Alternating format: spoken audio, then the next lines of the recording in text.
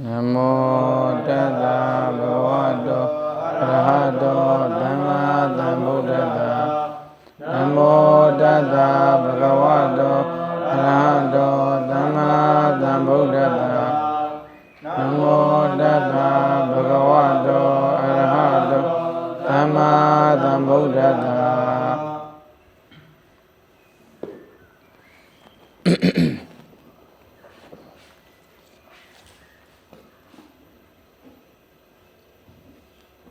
စာမျက်နှာ30နဲ့ကိုရောက်သွားပြီအဲ့မှာရဇောဇန်လန်တိ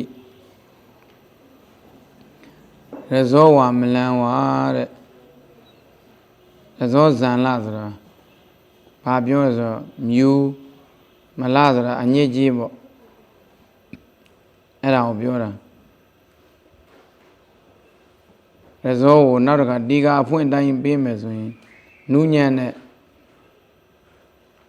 မြူပေါ့မလာတော့ကြမ်းတမ်းတဲ့မြူမုတ်နာအောင်လိန်ပတိနာလက်ကတိနာအောင်လိန်ပတိဆိုတာဘာလဲဆိုတော့နာလက်ကတိမညိကတာဟမ်ဟောနာဥပလိန်ပတိဒီနာလက်ကတိတဲ့မညိကဘူးတဲ့ဘရုမပလာသတောဥဒကဘိန္ဒုဝိယဝတ္တတိတဲ့ဘရုံမှာကြားနေပြီးတော့ရေကျေတင်တဲ့အခါမှာရေတင်တဲ့စရာရေကျလာတဲ့အခါမှာရေက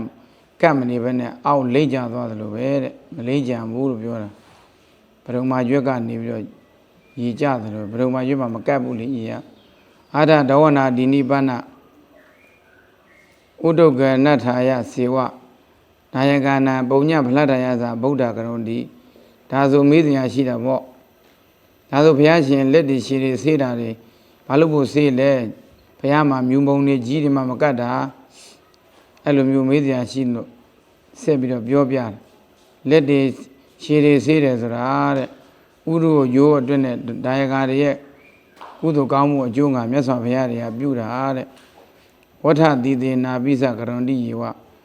ဝတ်ကိုအိုးပြုသည်ဖြင့်လည်းပြုတာပဲတဲ့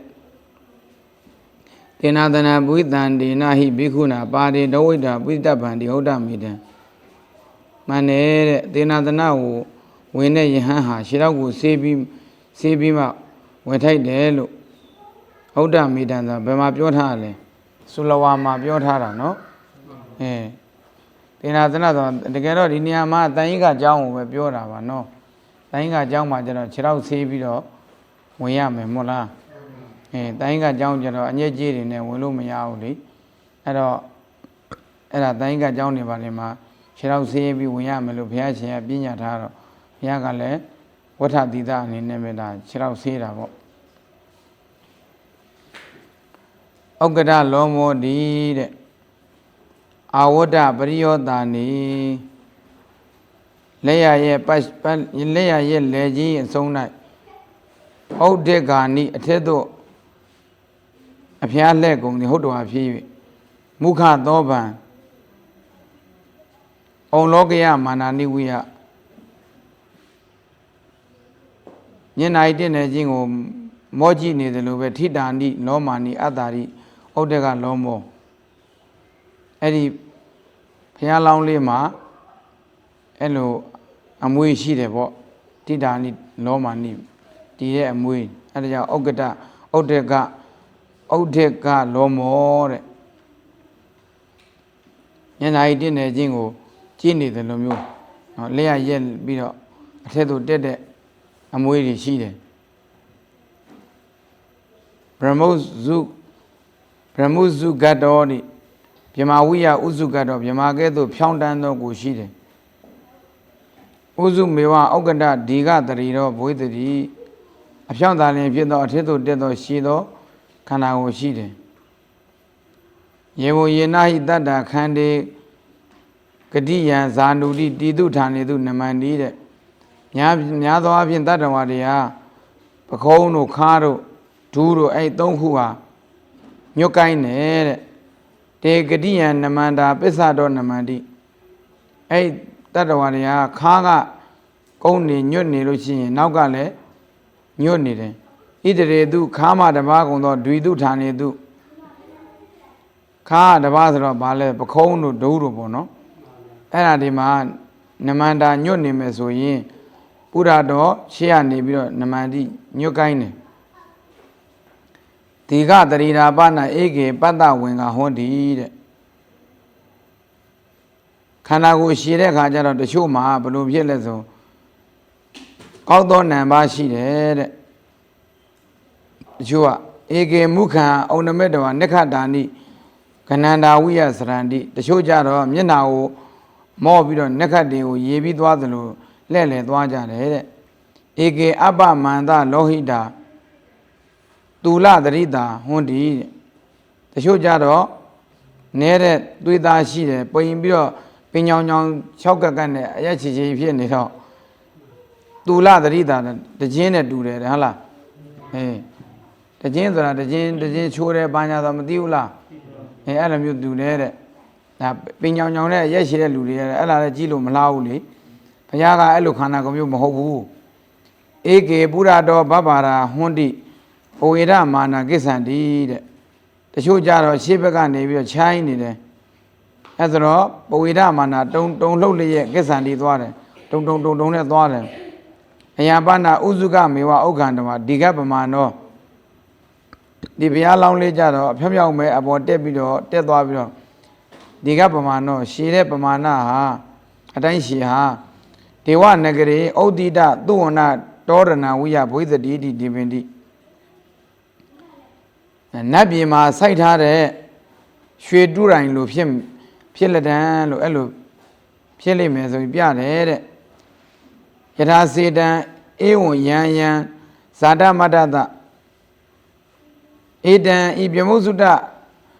ပြမုစုဂတ္တလက္ခဏာကိုအဲ့လိုဆွဲရမယ်အဲ့လိုပြရမယ်ဘဂဝတာဟုတ်တံယထာဘဂဝတာဆိုတဲ့ကတ္တပုတ်ထဲပြီးမြတ်စွာဘုရားသည်ဟုတ်တံယထာမင်းရတကဲ့သို့ယံဇာတမတ္တသနော်ဖွားကမြဖြစ်တဲ့ဘုရားလောင်းရဲ့ဟုတ်လားတပ္ပသောခါသိန်းသောအဖြစ်အပရိပုံဏံမပြည့်စုံသောယံမဟာပုရိသလက္ခဏာအဲ့လိုတွဲပေးရမယ်နော်မပြည့်စုံသေးသောအကျဉ်းမဟာပုရိသလက္ခဏာသည်ဟောတိဖြစ်တန်အဲ့မပြည့်စုံသေးတဲ့မဟာပုရိသလက္ခဏာကိုအာယတိန်တထာဘာဝိတံနောက်အခါမှာအထိုအချင်းရာအဖြစ်ပြည့်လန့်သည့်အဖြစ်ကိုတန်တာယဟုတ်တန်တဲ့ရွယ်ပြီးတော့ပြောတာတဲ့မွေးချင်းတော့အဲ့လိုမျိုးပဲဖြစ်အောင်မလဲဟုတ်တယ်မလားနော်နောင်ဖြစ်လာမဲ့ဥစ္စာရွယ်ပြီးတော့ဒါဘုရားရှင်ကဟောထားတာပါတဲ့ပြမှုဗြဟ္မုဇုကတ္တလက္ခဏာကိုနော်တတ္တုတရောတိဒွေဟထပိဋ္ဌိယောလက်ဖမိုးတစ်ခုဒွေပါရပိဋ္ဌိယောခြေဖုံးတစ်ခုဒွေအန္တကုတာနိပခုံးစွန်းတစ်ဖက်ခန္တော်လေခုတ်ဣတိဣမေတုတတ္တတုဌာနေတုခန္ဓာဌာနတွေမှာပရိပုံသောမန်တုတ်တရောအတ္တာတိတတ္တုတရောအထက်သို့တက်သောအသားရှိတယ်ဒါအတ္တအယဘုရားလောင်းဆွဲမှာပေါ့ဟုတ်လားမလားအဲကြောင့်တတ္တုတရလို့ခေါ်တယ်အညေတပဏ္ဏဟထပါရပိဋ္ဌာတိတုတိရာဇာလံပညာယတိတဲ့ဘုရားလောင်းကလွဲလို့တခြားပုဂ္ဂိုလ်တွေမှာလက်ရှည်ပမိုးတွေမှာအကျော်ကွန်ကရဲ့ထင်ရှားတယ်အကျော်ကွန်ရဲ့ထနေတယ်မို့ဟုတ်တယ်လေတပည့်တော်တို့ရှင်များတို့မှာကြည်ပါလားအကျော်တွေထင်နေတယ်မဟုတ်လားအဲ့ဒါပဲအန္တကုတခန္နေတုအဋ္ဌိကောတိယောတဲ့ပခုံးစွန်းနေမှာကြတော့အယိုးတွေတွေ့ရတယ်ဟုတ်လားအယိုးစွန်းနေတွေ့ရတယ်ဟုတ်တယ်လေတွေ့တယ်လေမှာအယိုးတွေတေမနုဿာပေတာဝိယခာယံတိအဲ့လူတွေကပိတ်တာလို့ပဲဖြစ်ထင်ရှားတယ်တဲ့နတထာမဟာပုရိသောဘုရားလောင်းကအဲ့လိုမဟုတ်ဘူးတဲ့မဟာပုရိသောတတ္တေတုဌာနေတုခုနဌာနတော့မှာပရိပုံဏမန်တုဓတ္တာပြည့်စုံတဲ့အထက်သို့တက်တဲ့အသားရှိတဲ့အတွက်ကြောင့်နိဂုံလတိလာဇာလေဟိရှိုးဝတ်တဲ့အ အကျော်ကိုရက်တင်နဲ့ဟထပိဋ္ဌိအာဒီဝတ်တဲ့တော်လက်ရှိအစကြီးတို့ဝတ်တဲ့တော်လုံးပြီးတော့သူပိဋ္ဌိတသူ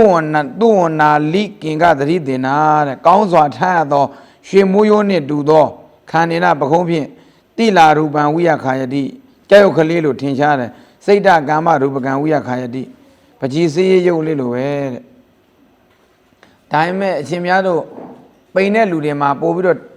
ထင်ရှားတာပေါ့အဲ့အကျော်တွေကဟုတ်လားပိန်တဲ့လူတွေပိုသိတာအဲ့ပိန်တဲ့လူတွေပဲအဲ့ဒါပိတ်တာလိုပဲထင်ရှားတယ်ဒါဝါတဲ့လူတွေမှာသိမသိတာဘူး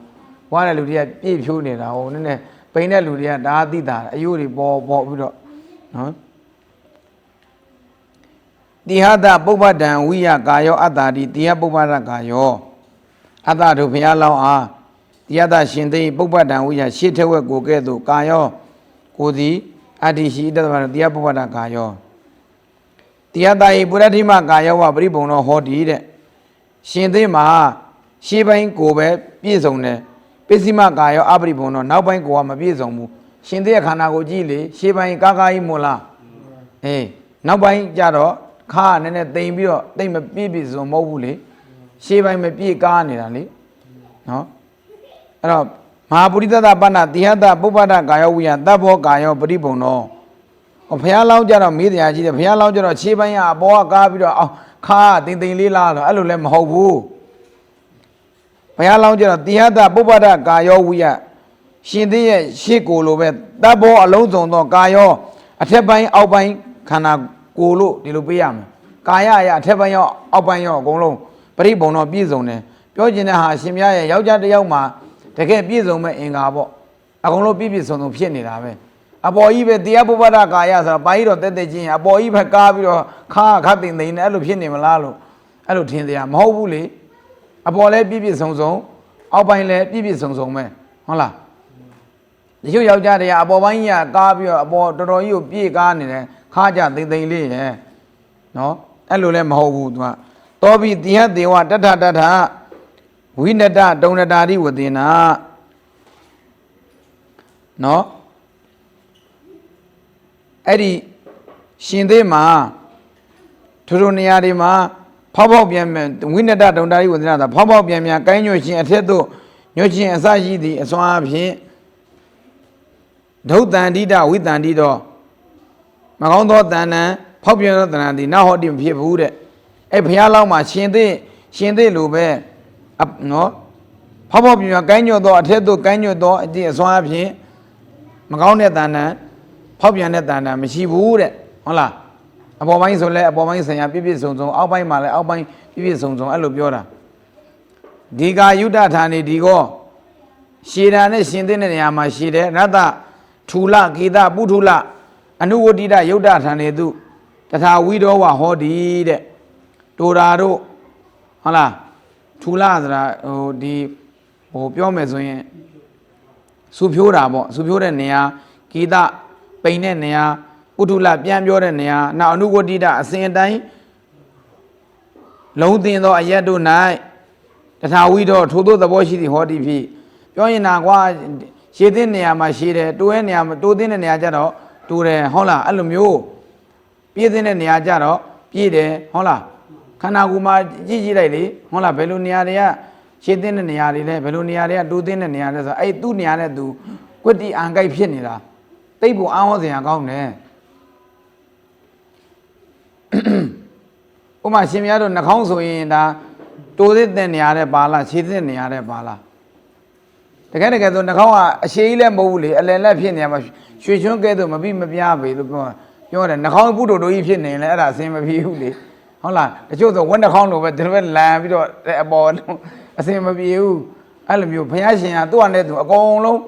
အပြည့်အစုံဖြစ်နေတချို့ဆိုမေးကြချွန်းချွန်းကြီးပဲရှည်ရှည်အဲ့လိုကြီးလည်းမဟုတ်ဘူးနော်အဲ့ဒါကြောင့်ဟုတ်တယ်ညေတံမကဝတာဆိုပြီးပြောပြတယ်မနာပိနော်ဘုရားရှင်ဘယ်လိုဟောထားလဲတဲ့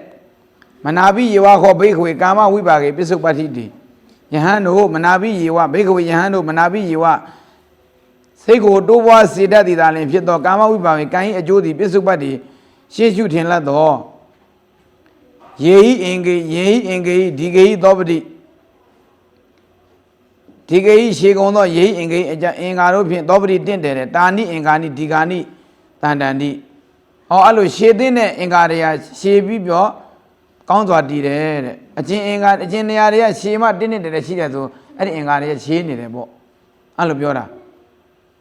ယေဟိအင်္ဂိရတ္တိသောပတိတာနိအင်္ဂါရတ္တာနိတန်တန်တိအချင်းအင်္ဂါတွေကတိုးတဲ့နေရာမှာတင့်တော်တဲ့နေရာမှာဆိုတိုးပြီးတော့တင်းနေတယ်ရှိတယ်ဟောစုဖြိုးတဲ့နေရာမှာကြတော့ယေဟိအင်္ဂိထူလေသောပတိတာနိအင်္ဂါနိထူလာနိတဏ္ဍာနိအချင်းအင်္ဂါတွေကစုဖြိုးမှတင့်တယ်တဲ့နေရာဆိုအဲ့ဒီအင်္ဂါတွေကစုဖြိုးပြီးတင့်တယ်တယ်ယေဟိအင်္ဂိကိတေဟိသောပတိတာနိအင်္ဂါနိကိတာနိတဏ္ဍာနိနော်ပိန်ပြီးတော့ရှိမဲ့မှတင့်တယ်တဲ့အင်္ဂါတွေဆိုရင်ပိန်ပြီးတော့ပဲတည်တယ်ယေဟိအင်္ဂိပုထုလေဟိသောပတိတာနိအင်္ဂါပုထုလာနိတဏ္ဍာနိအချင်းအင်္ဂါတွေကကျတော့ပြန့်ကျဲပြီးမှတင့်တယ်ဆိုအဲ့အင်္ဂါတွေကပြန့်ကျဲပြီးတည်တယ်ယေဟိအင်္ဂိဝတ္တေဟိသောပတိတာနိအင်္ဂါနိဝတ္တာနိတဏ္ဍာနိအင်္ဂါတွေကလုံးပြီးမှတင့်တယ်ဆိုအလုံးအနေအဲ့အင်္ဂါတွေကအလုံးအနေနဲ့တည်တယ်တဲ့ဘာကြောင့်လဲဆိုရင်မနာပိယေဝကာမဝိပါကဟုတ်လားစိတ်ကိုတိုးပွားစေတတ်တဲ့ကံရဲ့အကျိုးအံ့ဩစရာပဲနော်အေးအဲ့ကြောင့်ကဘာပေါ်မှာဘုရားလောက်ချောတဲ့လှတဲ့ဘလူးမှမရှိဘူးလို့အဲ့ဒါပြောတာနောက်ဆုံးပါရမီတွေစုပြီးတော့အကျိုးပေးတာပေါ့ဒီ32ပါးသောလက္ခဏာကတော့စေကြဝဠာမင်းလည်းရှိတယ်လေအဲဘုရားမှာထူးသွားတာလက္ခဏာတော်ငယ်80ကြတော့စေကြဝဠာမင်းမှာလည်းမပါဘူးဟုတ်တယ်မလားအေးအဲ့ဒါမှမြန်မာတွေတစ်ချက်မှားနေတာရှိတယ်ဘုရားထူးတာမှာဘုရားကိုနရွက်ကြီးကိုခြေကြီးလှုပ်ထားတာအဲ့ဒါအစင်မပြေဘူးတခါတည်းဟိုမင်္ဂနိုင်ကောင်းကတော့ပါရဲ့မွတ်လပူကြီးကတ်ထားတယ်လို့ပဲဘုရားကိုနရွက်ကြီးကိုတချို့လဲဒီပကုံးကြီးမှာထောက်လို့အဲ့ဒါအစင်မပြေတာအရှင်များတို့တပြည့်တော်ဘုရားတပြည့်တော်တို့ဘုရားအဲ့လိုကြီးမကောင်းရှုမကောင်းနရွက်ခြေကြီးမှမဟုတ်တာဇိနာလင်္ကာရဒီကာမှာပါတယ်ဒီဘုရားရှင်ရဲ့နရွက်ဟာသူ့ဟာနဲ့သူကြည်စရာကောင်းတင်းတင်းတဲတဲလေးပေါ့အရှိကြီးလည်းမဟုတ်အတိုလေးလည်းမဟုတ်ဘူးလေနော်အဲ့လိုမျိုးကြည်ရှုစရာကောင်းတဲ့နရွက်ပေါ့ဟုတ်တယ်မလားအဲ့လိုမျိုးအဲ့ဒါကိုဘုရားကိုနရွက်လှုပ်ထားတာဟမ်မကြောက်အစင်မပြေဘူးရဲ့အဲ့ဒါတချို့လဲဗာလဲဘုရားဝါမှုဆိုပြီးပေါ်လာသေးရဲ့ဘုရားကိုဗိုက်ပူပူကြီးနဲ့ထုထားတာအဲ့ဒါလဲမဟုတ်သေးဘူးနောက်ဒက္ခိဏသာခါလဲကြည်လိုက်မြင်ဘူးလားပူပူကြီးလက်ကလေးဒီလိုလေးနဲ့အဲ့ဒါလဲအဓိပ္ပာယ်မရှိတာလူတွေကဘာတွေလျှောက်ထုမှန်းလဲမသိနော်ဘုရားရှင်ရဲ့32ပါးသောလက္ခဏာတော်နဲ့အညီထုပါတယ်လားလို့အကုန်လုံးတော့ဘယ်တူနိုင်မလဲဟုတ်တယ်မလားမတူနိုင်တော့လဲအရှင်များတို့ရဲ့အနိစ္စသုံးတော့ဖြစ်ရမှာပေါ့ကြည့်လိုက်လို့ရှင်တကယ်ကိုတပ်ပယ်တရားပုံစံဖြစ်နေရမှာနော်ဣတိနာနာစိတ်ဒေနပုံညစိတ်ဒေနစိတ်တိတော်ဒသဟိပါရမီသစ္စီတော်မာပုရိသအတ္တဘာဝတဲ့ထူးထူးပြားပြားသောစိတ်နော်ကောင်းမှုကုသိုလ်စိတ်ကြောင့်စိတ်တိတော်အလွန်ဆန်းကျယ်တဲ့ဒီအဖြစ်ရှိသည်အရှင်များတို့လွန်စွာဆန်းကျယ်တဲ့အဖြစ်ရှိတယ်အဲကြောင့်ဒသဟိပါရမီသစ္စီတော်10ပါးသောပါရမီနဲ့ဆင်ရင်ထားလို့မာပုရိသအတ္တဘာဝဘုရားရှင်ရဲ့အတ္တဘောပါရမီ10ပါးနဲ့ထုံမိုးထွားတာဟုတ်လားအဲဒါကြောင့်လောကေတပ္ပသိဗ္ဗိနောဝါတပ္ပဣတိမန္တောဝါပတိရူပကံဝိကာတုံနသက်ကွန်တိတဲ့ငါရှင်တို့သေချာအောင်မှတ်ထားခဲ့လွန်စိတ်တိတော့လွန်စွာဖြစ်သောစမ်းကြံခြင်းရှိနေတဲ့အတွက်ကြောင့်ဒါဟာတပ္ပသိဗ္ဗိနအလုံးစုံသောအတတ်ပညာတွေတတ်တဲ့ဗဟုဆရာပကြီးဆရာတွေပေါ့တပ္ပဣတိမန္တောအလုံးစုံတကူရှိတဲ့ပုဂ္ဂိုလ်တွေမှာပတိရူပကံပြီးအဲ့ပုဂ္ဂိုလ်တွေတောင်စင်းတုယုတ်ကိုတော်မှလည်းပြုခြင်းကမတတ်နိုင်ကောင်းဘူးတဲ့ကဲရှင်များတို့အဲ့ဒါဘုရားရဲ့ပုံနဲ့တူအောင်တပ္ပသိဗ္ဗိနတွေတပ္ပဣတိမန္တတွေတောင်မှစင်းတုယုတ်ကိုတူအောင်မလုပ်နိုင်ဘူးတဲ့ဘောမှာဝိဒိယဘဝတာဆိုကြမှာဖြစ်တယ်ဘောမှာဝိဒိယတံဘဂဝတာနေညာကျန်လားကျန်မသိဘူးကျန်အဲ့ဒါအရှင်များတို့အကုကားတဲ့ဒီမှာဇာမျက်နှာလည်းညွှန်းထားတာမရှိဘူးအဲ့ဒါဘယ်ကနေကိုမှန်းလည်းမသိဘူး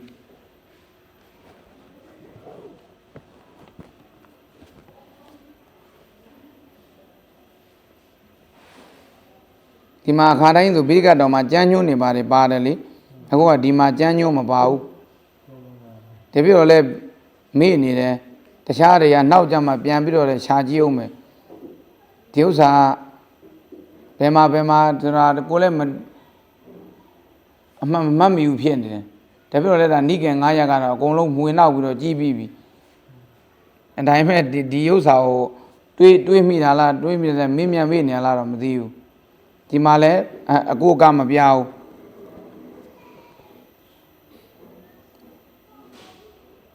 အဲ့တော့လောကေတပ္ပသိပိနောဝါတပ္ပဣတိမန္တောဝါပတိရူပကံမိကာတုံနသကွန်တိအဲ့ဒါကြောင့်ရှင်များတို့ကြည်လေဟိုပါလဲတပည့်တော်တို့ပရိဝါဌာနထဲမှာဘုဒ္ဓဒေဝမထေရဖះကိုဖန်ဆင်းပြခိုင်းတာမာနကဖះပုံစံဖန်ဆင်းလာလေအဲ့ဒါအဲ့မာနတောင်မှဒါတကယ်တော့ရှင်များတို့ဖះနဲ့အကုန်လုံးတူတာမဟုတ်သေးဘူးဟိုကဖះအဲ့ဒါနဲ့ဖះရဲ့ပုံစံတွေ့ပြီးတော့အော်ဒီလောဘဒေါသမောဟတွေရှိနေမာနတောင်ဖះဖန်ဆင်းတာဒီလောက်ထိကြီးညိုစရာကောင်းရင်လောဘဒေါသမောဟတရားတွေကင်းနေတဲ့ဖះဟာဘယ်လောက်ထိကြီးညိုစရာကောင်းလိမ့်မလဲဆိုပြီးတော့အဲ့ဒါဗုဒ္ဓနာမနာပီတိတွေဖြစ်ပြီးအဲ့ဒီပီတိကိုဝိပဿနာရှုပြီးတော့ယဟန္တာမှာဖြစ်သွားတာအဲ့ကြောင့်တပည့်တော်တို့ကဒီဘုရားရဲ့ဆင်းတုတော်တွေကိုလေကိုယ်ွယ်ပူဇော်တာကိုတပည့်တော်ကသိပြီးတော့အဲ့လောက်ကြီးသဘောမတွေ့ဘူးအဲ့ဒီပရိဘောဂဇေဒီလို့ခေါ်တဲ့ဘောဓိပင်ကိုပဲပူဇော်တာကိုပူပြီးတော့သဘောကျတယ်ဘုရားရဲ့ဓာတုတပည့်တော်ဇေဒီကဓာတုဇေဒီဓမ္မဇေဒီဩဒိသဇေဒီပရိဘောဂဇေဒီဆိုပြီးတော့ဇေဒီ၄မျိုးမို့လားအဲ့ဒါဩဒိသဇေဒီထဲမှာအဲ့ဆင်းတုရုပ်ပွားတော်တွေကိုထည့်ပြီးတော့ညီမှန်းပြီးတော့ပေါ့အဲ့ဒါပူဇော်ကြတာတချို့ကလည်းတမိုင်းပညာရှင်တွေကဒါအာသောကမင်းရဲ့နောက်ပိုင်းမှဒီဆင်းတုတွေပေါ်လာတယ်အဲ့လိုလည်းပြောကြတယ်လေတချို့ကအာသောကမင်းကြီးလက်ထက်တည်းကဆင်းတုတွေမရှိသေးဘူးဆိုပြီးအဲ့လိုပြောကြတယ်တချို့ကလည်းအဲ့ဒါဒီမဟာယာနတွေကနေရုပ်ပွားထုတာတွေအဲ့ဒါတွေယူပြီးနောက်ထုရတယ်ပူဇော်ကြတယ်အဲ့လိုလည်းပြောကြတယ်တကယ်ကြတော့ဘုရားရှင်ရဲ့ပုံတဏ္ဍာနဲ့တူအောင်ထုဖို့ဆိုတာလွယ်တဲ့ကိစ္စမှမဟုတ်တာအရှင်များတို့အားကြောင့်လည်းတပည့်တော်ကဘုရားဆိုတာမနိုင်ရှင်တဲ့ပုဂ္ဂိုလ်ဖြစ်လို့တပည့်တော်ကဘောဓိပင်မဲ့ပူဇော်တာမပူဇော်ခြင်းလို့မဟုတ်ဘူးလေရှင်များတကယ်တော့ဘုရားရှင်နဲ့ဘာမှတုလို့မှမရပဲနဲ့အတုမရှိတဲ့မြတ်စွာဘုရားကိုပကြည်ဆိုလဲမျိုးစုံတွေဆွဲနေကြတာရုပ်ထုတွေဆိုလဲမျိုးစုံထုနေကြတယ်တယောက်တပြည့်တော့တောเจ้าမှာအဲ့ဒါတပြည့်တော်တို့ဘုရားရှိခိုးတဲ့ဓမ္မယုံရဲ့ရှေ့မှာဘောဓိပင်ကိုပဲပူဇော်ထားတာအခုတပြည့်တော်တို့28မိုင်မှာကျောင်းဟွာလို့ရင်လဲအဲ့ဘောဓိပင်ကိုပဲအဲ့တိုင်ပဲပူဇော်ထားအောင်ပါပဲတချို့ကတပြည့်တော်ပြောသေးတယ်အဲ့ဘုန်းကြီးကဘောဓိပင်အသက်ပို့ကြတဲ့ဘုန်းကြီးဆိုပြီးပြောသေးတယ်နားမလည်ကြလို့စင်းတို့တော်တွေကမျိုးစုံတွေထုနေကြတာဟိုအဲ့ရောက်တပြည့်တော်အဲ့ဒါကိုသိသဘောမကျဘူးစိရန္တရံသောတိအန္တရံတိဩဇတိဒွေနံကွတ္တနံအန္တရံစိတန္တရံသောဆိုတာတဲ့ဒွေနံကွတ္တနံဒွေနံတခုသောကွတ္တနံလက်ဖြံရိုးတို့ဤအန္တရံအကြောင်းကိုအန္တရံတန်ဩဇတိအန္တရံတလို့ခေါ်တယ်တဲ့နော်လက်ဖြံရိုးမို့ sorry လက်ပြင်ရိုးနှစ်ခုတို့ရဲ့အကြောင်းဟုတ်လားတန်စိတံပရိပုံဏံအန္တရံတအတ္တာတိစိတံတရံသောအတ္တတို့ဘုရားလောင်းအားပေါ့တန်စိတံပရိပုံဏံအန္တရံတံပြည့်စုံတဲ့ဘာလဲလက်ပြင်ရိုးရှိတယ်ပေါ့အဲကြောင့်စိတံတရံတလို့ခေါ်တယ်အင်္ဂေတံတာထာနနေနဟောတိဟုတ်တယ်လေတပည့်တော်တို့လက်ပြင်ရိုးနှစ်ခုလက်ပြင်ရိုးနှစ်ခုကြားမှာခွက်နေတယ်မို့လားအေးဘုရားအဲ့လိုမဟုတ်ဘူးတဲ့ဘုရားလောင်းကဒွေပိဋ္ဌိကွတ္တာပါတိယေကပညာယံတိ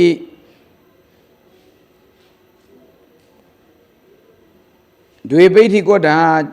နှစ်ခုတည်းကျောင်းအထက်လက်ပြင်ရိုးတို့သည်ကျောင်းကုန်းအထက်လက်ပြင်ရိုးတွေကပါတိယေကတိကျပညာတိထကြကိုမဟာပုရိသတပဏ္ဏကတိတော်ပဋ္ဌာယမန္တပတ္တလံယာဝခန္ဓာဥက္ကံမဘုရားလောင်းရဲ့ကြတော့ခါကနေစပြီးတော့အဲ့ဒီအသားလွာကနေယာဝခန္ဓာပခုတ်တန်အောင်ဥက္ကံမတက်ပြီးတော့သမုဒ္ဒိတသုဝနာဖလကံဝိယပိဋ္ဌိင်ဆန္ဒတော်ပရိဋ္ဌိတံကောင်းစွာစိုက်ထူထားတဲ့ပြင်ချက်လိုပဲကြောကိုဖုံးပြီးတော့တည်နေတယ်တဲ့ နိကြောရမန္တပရိမန္တောတိနိကြောရဝိယပရိမန္တောပညာမင်ကဲဆိုဝိုင်းဝန်းနေတယ်ယထာပညာတဟထတယဝါတတဟထတယဝါအတောင်90အတောင်100ယသမခန္ဓာတာခော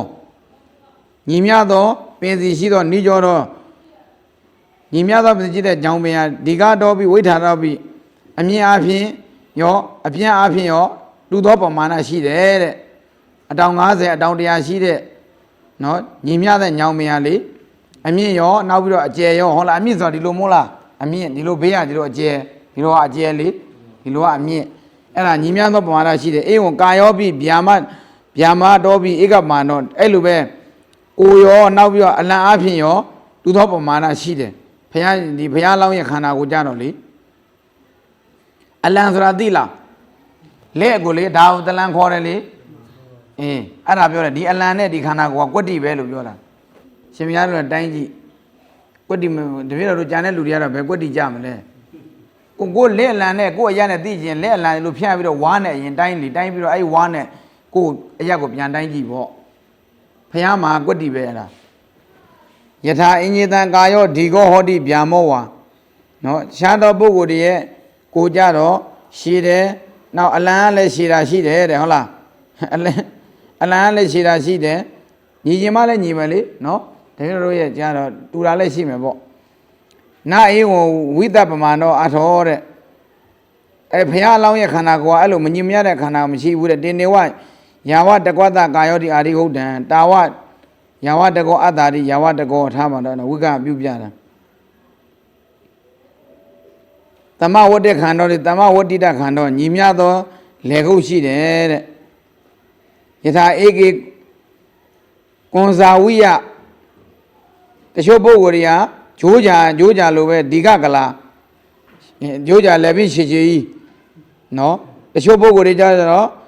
ဘဂဝိယဗျိုင်းလိုပဲပုထုကလာလည်းပြီးတုတ်ကြီးတချို့ကြတော့ဝရဟကဝိယလက်ဝက်လေဘင်းလိုပဲနော်ဗါလဲပုထုကလာတုတ်ကြီးရယ် sorry ခုနအတွဲမှားသွားတယ်ဘဂဝိယနဲ့ဗာနဲ့တွဲမဲ့ဝင်ကကလာဗျိုင်းလေဘင်းလိုကောက်ကြီးတဲ့ကောက်ဝေးနော်တချို့ကြတော့ဝက်လေဘင်းလိုပူကြီးဝါကြီးပုထုကလာဟုတ်လားမလားလေဘင်းကြီးကဘာဖြစ်လဲတုတ်ကြီးရဲ့တဲ့ကထဏကာလေတိလာဇာလာပညာယတိစကားပြောတဲ့အခါမှာအကျော်ကုံကရက်တွေထင်ရှားတယ်ဟုတ်လားစကားပြောရင်လေအကျော်တွေထားပြီဟုတ်တယ်မလားမန္တောတရောနိခမတိနှုံးတဲ့အတန်ထွက်တယ်အတန်လဲတူပဲတဲ့နာအင်းကိုမဟာပုရိသဘုရားလောင်းမှာအဲ့လိုမဟုတ်ဘူးတဲ့မဟာပုရိသတသူဝတ္တိတသူဝနာလင်္ကတရိသောခန္ဓာဟောတိကောင်းစွာလုံးနဲ့ရွှေမျိုးစီလိုပဲ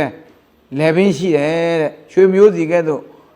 တခါတည်းကိုတကယ်ကိုအံ့ဩစရာပဲနော်ရွှေမျိုးစီမြင်ဘူးလားမယိုးစီလေအဲ့ဒါများသောအားဖြင့်ကလားတွေတီးတယ်ထင်တယ်အိန္ဒိယလူတွေရွှေမျိုးစီလို့ရွှေမယိုးစီလေအဲ့လိုတင်ဟာသွယ်ပြောင်းနေတာပဲကထဏကာလေတိလာရာဇာနပညာယတိစကားပြောတဲ့ခါမှာလည်းအကျော်တွေပြင်းပြင်းမထားဘူးတဲ့မေကတဝိယဂိစီတော်တရောမဟာဟောတိမိုးချုံးတယ်လို့ပဲတဲ့အတန်လည်းအကျေကြီးပဲတဲ့အတန်တော်ရဲ့ကောင်းကြီး7ပါးလည်းနောက်ရှင်များတို့သိတယ်မလားဒီလောက်ပဲရေတော်ပြီ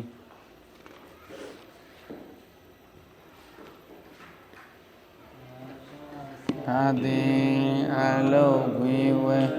နေစဉ်မွေလျောမြတ်သူတော်တို့ရှင်ပြောလုံးလာတတာကြွ၍နာနာစဉ်ပြိုတင်ချမူကားထိုသူစေပွားသုဒ္ဓမြတ်တပိစေသာဉာဏ်ကျွဲအမြင်ကျဲမကွယ်စီကကိလေသာလဲလူငါယုတ်ကြံဖြစ်စံနာအယံပဒါဖြစ်မလာမေဣဒ္ဓမစ္စရိယမထာကြွဘူးသာဂတောသောမာနမောရုအပြောမကျဲသိငယ်မှာသာရွေပဟံတရေငန်းနှင့်ဝိခံပနာပေနိုင်ကြသည်သင်္ချာကျိုးစာရကိုဤကုသိုလ်၏ဘုရားကဟောမြတ်စရာတန်ဃာတော် တာဟိကမဘောနာဘောနေလကောတတော်သူများတို့ဟာမြတ်ပြေပါကိုရင်မြတ်ရကြပါစေသာဓုသာ